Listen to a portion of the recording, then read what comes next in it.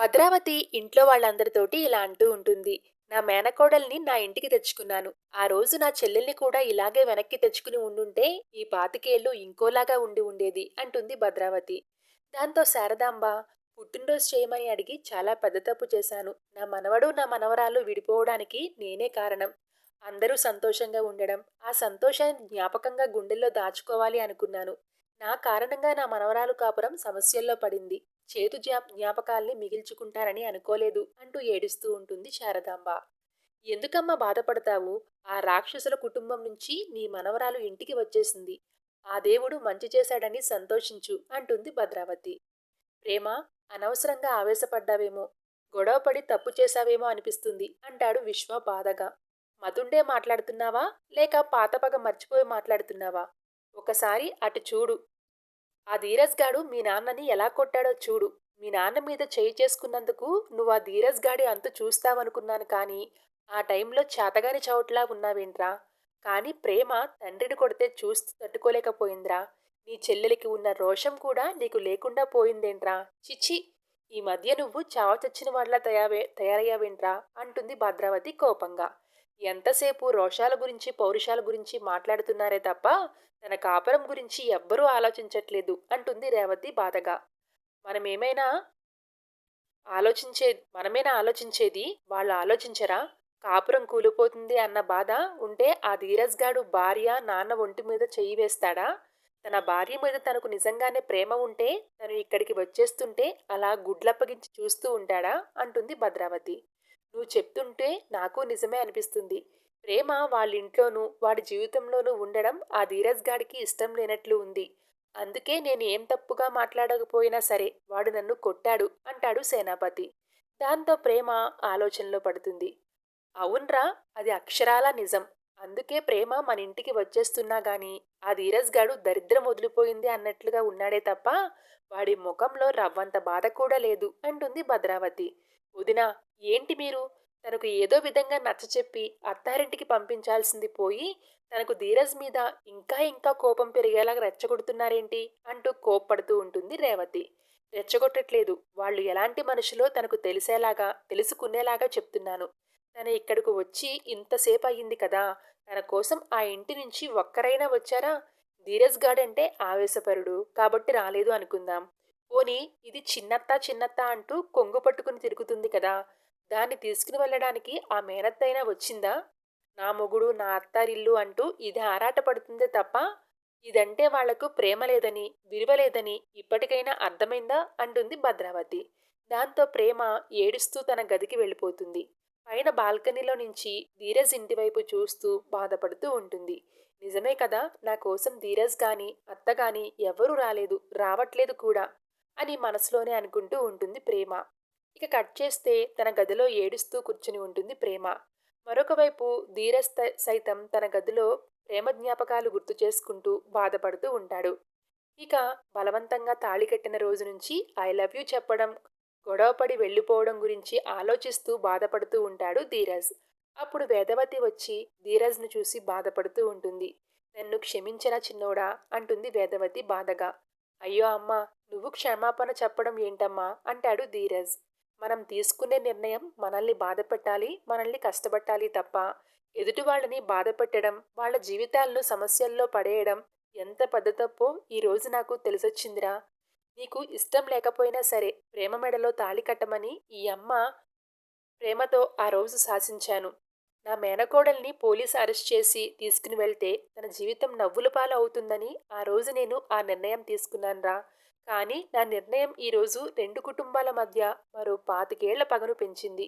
నీ జీవితాన్ని, నీ కాపురాన్ని సమస్యల్లో పడేసింది. అందుకే నీకు నేను ఎన్నిసార్లు క్షమాపణ చెప్పినా తక్కువేరా అంటూ బాధపడుతూ ఉంటుంది వేదవతి. అమ్మా, ప్రాణాలు తీసుకోబోతున్న ఒక ఆడపిల్ల ప్రాణాలు కాపాడావు, తన జీవితాన్ని నిలబెట్టావు. మీ వాళ్లకు గుండె పగిలిపోయే బాధను దూరం చేశావు. ఆ రోజు నువ్వు చేసింది, అందరూ నువ్వు చేసింది నీకు రుణపడిపోయే మంచి తప్ప నువ్వు బాధపడిపోయే తప్పు కాదమ్మా అంటాడు ధీరజ్. ఒరే చిన్నోడా, నువ్వు మాత్రమే నన్ను అర్థం చేసుకున్నావు అని అంటూ ఉంటుంది వేదవతి. అమ్మా ప్లీజ్ బాధపడకు అంటాడు ధీరజ్.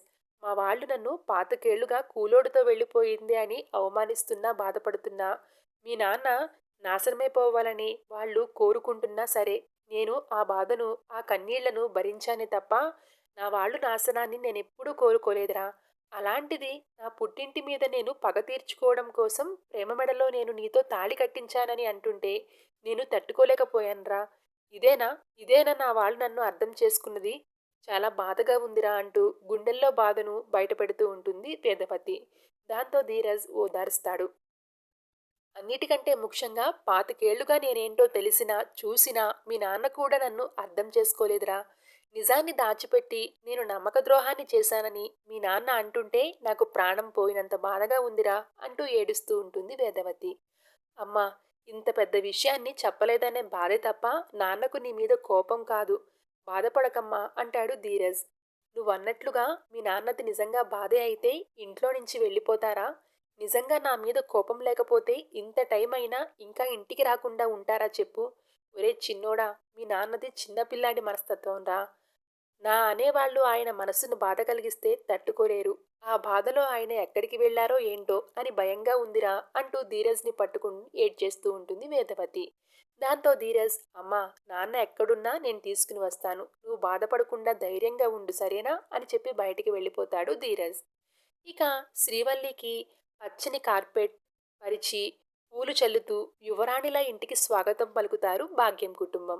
ముఖ్యంగా ఇడ్లీ తన మీద కాలు పెట్టి బాహుబలి సీన్ రిపీట్ చేస్తుంది వల్లి. సింహాసనంలో కూర్చుని రాణిలాగా పొగరుగా చూస్తూ ఉంటుంది. శభాష్ అమ్మడు. ఇడ్లీ బాగా కుదిరినప్పుడు ఇడ్లీ మాస్టార్ను, దోశ పెనంకు అతుక్కోకుండా వచ్చినప్పుడు దోశ మాస్టార్ను ఎంత ఆనందంగా ఉంటుందో నిన్ను కన్నందుకు నాకు కూడా అంత గర్వంగా ఉందమ్మడు. ఇడ్లీ కడుపున ఇడ్లీయే పుడుతుందని నువ్వు నిరూపించావమ్మడు. శభాష్ అంటూ తెగ మురిసిపోతూ ఉంటాడు ఇడ్లీ. ఆపు, నువ్వు నీ ఇడ్లీ భాష. అమ్మడు, ఆ ప్రేమ నర్మదాలను నువ్వే సోలోగా డీలింగ్ చేసి వాళ్ల మీద ప్రతీకారం తీర్చుకుంటానని చెప్పినప్పుడు మీ నాన్నలాగా నీది కూడా తింగర్ బుర్రే. పైగా లేడీ విలన్గా ఎట్టా డీలింగ్ చేస్తావోనని బోలెడంత భయపడ్డాను. కానీ పులి కడుపున పులే పుట్టింది. పాము కడుపు నుంచి పామే బయటకు వచ్చినట్లుగా నిరూపించేశావు. ఇక నీ విషయంలో దిగులు లేదమ్మాయి. ఎంత పచ్చటి కాపురంలోనైనా నిప్పులు పోసేస్తావు. ఎంతో అన్యోన్యమైన జంటలను కూడా విడగొట్టి అవతల పడేస్తావు. నీ కంత్రి బుర్ర ధన్యమైంది అమ్మాయ్ అంటూ వల్లిని ఆకాశానికి ఎత్తేస్తుంది భాగ్యం.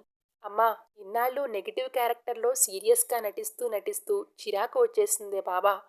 అందుకే కాసేపు మన విలన్ క్యారెక్టర్ను పక్కన పెట్టి కామెడీ చేసుకుందాం పదండి అంటుంది వల్లి. ఇక తరువాత అందరూ కలిసి డ్యాన్సులు చేస్తూ ఉంటారు. ఇక ఎదురులేని శక్తిని అంటూ ప్రేమ ధీరజ్ నర్మదా సాగర్లో ఫోటోలను మంటల్లో వేస్తుంది వల్లి. ఇక ఆ మంట దగ్గర వల్లి భాగ్యం అందరూ సంతోషంగా డాన్స్ చేస్తూ ఉంటారు. ఇక మరోవైపు నర్మద ప్రేమకు కాల్ చేస్తుంటే స్విచ్ ఆఫ్ అని వస్తుంది. దాంతో కోపంగా అటు ఇటు తిరుగుతూ ఉంటుంది. చూసావా సాగర్, ప్రేమ ఎలా ఫోన్ స్విచ్ ఆఫ్ చేసి పెట్టుకుందో? ప్రేమ అలా ఇంట్లో నుంచి వెళ్ళిపోవడమే నాకు కాకుండా ఫోన్ కూడా స్విచ్ ఆఫ్ చేసి పెట్టుకుంది అంటుంది నర్మద. వాడు అందరి ముందు మాట్లాడిన మాటలకు తలదించుకునేలా చేసిన అవమానానికి ఇంట్లో నుంచి వెళ్ళిపోకుండా ఫోన్ స్విచ్ ఆఫ్ చేసుకోకుండా ఎలా ఉంటుంది అంటాడు సాగర్ కోపంగా. ధీరజ్ చేసింది తప్పే, అందుకని ఇంట్లో నుంచి వెళ్ళిపోయి అని నర్మద అంటూ ఉండగా నువ్వు చేసింది కూడా తప్పే అంటాడు సాగర్ మధ్యలోనే. దాంతో ఒక్కసారిగా షాక్ అవుతుంది నర్మద. ఏం మాట్లాడుతున్నావు సాగర్ అని నర్మద అనగానే, నేను ఏదైనా చిన్న తప్పు చేసినా సరే భూతద్దంలో చూస్తావు. పోస్టర్ వేసినట్లుగా, టీవీలో చెప్పినట్లుగా ఇంట్లో అందరి ముందు బయటపెడతావు. నువ్వు తప్పు చేశావు సాగర్, నువ్వు తప్పు చేశావు సాగర్ అని పదే పదే మాట్లాడి నన్ను గుచ్చి గుచ్చి చంపుతావు. మరి ఇంత పెద్ద నిజాన్ని నా దగ్గర దాచడం తప్పు కాదా అని నర్మదాన్ని నిలదీస్తూ ఉంటాడు సాగర్. అరే, వాళ్లకు పెళ్లి జరిగిన విషయాన్ని ఎవరితోనూ ఆఖరికి నీతోనూ చెప్పొద్దని మీ తమ్ముడు నా దగ్గర మాట తీసుకున్నాడు. ఇంకెలా చెప్పను? అన్నిటికంటే ముఖ్యంగా ప్రేమ జీవితంలో కళ్యాణ్ గాడు అనే చేదు నిజం ఉందని, తను వాడి కోసం వెళ్ళిపోయిందని తెలిస్తే అందరూ తన్ని ఎలా చూస్తారు? ఆ గిల్ట్‌తో తను ఇంట్లో వాళ్ల ముందు తలెత్తుకుని ఉండగలదా? ఆ బాధతో తను ఇంట్లో ప్రశాంతంగా ఉండగలదా? అందుకే సాటి ఆడపిల్లగా తన గౌరవాన్ని కాపాడడం కోసం, ఒక అక్కలాగా తనకు అండగా నిలబడ్డం కోసం వాళ్ల పెళ్లి విషయాన్ని నీకు చెప్పలేదు. అంతే తప్ప నిజం చెప్పకుండా నిన్ను మోసం చేయాలని కాదు. అలా ఎందుకు చేస్తాను? ఆ మాత్రం నీకు అర్థం కాదా అని అంటుంది నర్మద. నిజం చెప్పొద్దని ధీరజ్ దగ్గర మాట తీసుకున్నావు. కానీ అందరి ముందు వాడే మాట తప్పాడు. మరి నీ దగ్గర మాట తీసుకుని వాడే మాట తప్పాడు. మరి వాడు నీ దగ్గర మాట తీసుకుని ప్రయోజనమేముంది? వాడికి ఇచ్చిన మాట కోసం నువ్వు నా దగ్గర నిజం దాచడంలో అర్థమేముంది? అంటాడు సాగర్. ధీరజ్ అలా చేశాడనే కదా బాధపడుతుంది, కోప్పడుతుంది అని అంటుంది నర్మద. మనుషులు ఎప్పుడూ ఒకేలా ఉండరు నర్మదా. పరిస్థితులకు తగ్గట్లుగా మారతారు. సందర్భానికి తగ్గట్లుగా మాట్లాడతారు. ప్రతిసారి నువ్వు నన్ను తప్పు అనడం కాదు. అన్నిసార్లు నువ్వు కూడా రైట్ అవ్వవు. అది తెలుసుకో అని వెళ్ళిపోతాడు సాగర్. ఇక మరోవైపు ఇంట్లో ఉన్న పరిస్థితులు ఒకటైతే ఎవరి గోల వాళ్ళది అన్నట్లుగా మా ఆయన గోల మా ఆయనది, నా ఈగో మొగుడు ఎప్పుడు తెలుసుకుంటాడో, ఎప్పుడు మారతాడో అని ఆలోచిస్తూ ఉంటుంది నర్మద. ఇక మరోవైపు రామరాజు తిరుపతి ఇద్దరూ తాగుతూ కూర్చుని ఉంటారు. ఒరే తిరుపతి, మీ అక్క కోసం ఎన్నెన్ని మాటలు పడ్డాన్రా, ఎన్ని అవమానాలు భరించాన్రా.